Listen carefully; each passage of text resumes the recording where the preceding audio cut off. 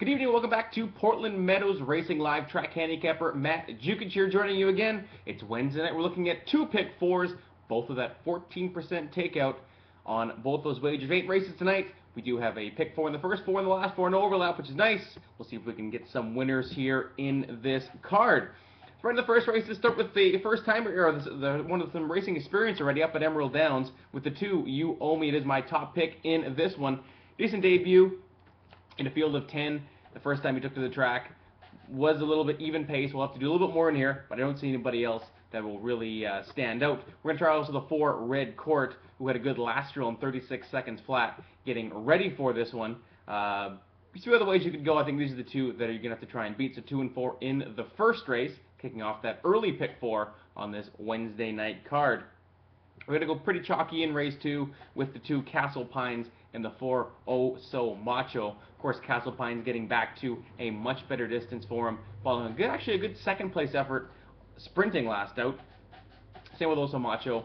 Pretty good record here, going 1 mile and 70 yards. I have to think that he's in another one in a good spot. Both are less than 2 to 1 on the morning line. I can't see a whole lot of value otherwise. Let's try and take the 2 favorites and move on from there. Same with the third, pretty chalky again. The 4 Jacobita and the 5 Moose Shootin' Mama. Jacobita, of course, a shipper from California with some good tactical speed. Should find herself in a good spot. Moose Shootin' Mama, Torres, Hollendorfer. What else you need to know? Both those guys have been on fire. Of course, Torres to start the meet up in Portland, and anytime Hollendorfer ships one up, you know he's got a pretty good shot in that race. Again, let's take the chalk and move on. Race 4, we're going a little bit deeper. We have a 3-horse entry here. We're going to try and get home in the last leg of the pick 4. The 1 Salish Road is the choice for me. Look at the light bulbs gone on for this gal lately, with 2 daylight wins in her last 2 tries of 2011. Has come back with some strong works. The 1 to beat, but just in case she does falter, we're going to try the 3 Tactician and the 6 Sonia's a Firefly. Always seems to be around for a piece. Might be able to get involved at some long odds today. So again, the early pick 4 is 2 and 4 with 2 and 4 with 4 and 5 with 1, 3 and 6. $24 gets you in to that pick 4, the early one. But we get 2 of the late pick 4 running races 5 through 8.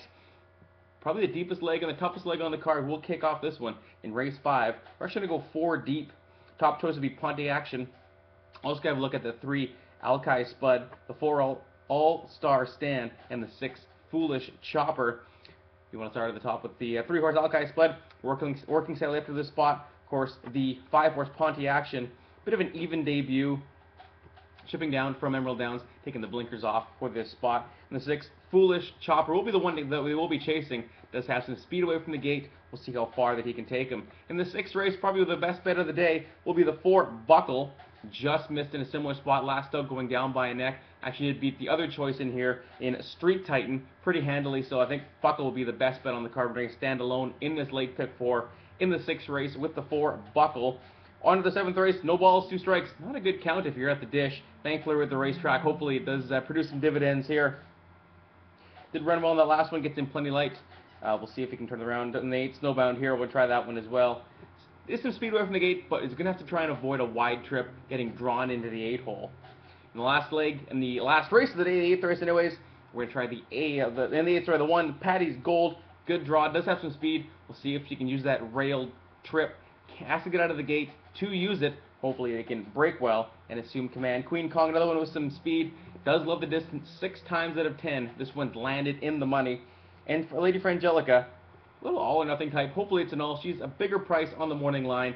Good to have a few covered in this last leg to try and get that pick 4. So again, it's 3, 4, 5, 6 with 4, with 3 and 8, with 1, 4 and 6. $24 again gets you into that late pick 4. Again, a 14% takeout here at Portland Meadows. Get lucky.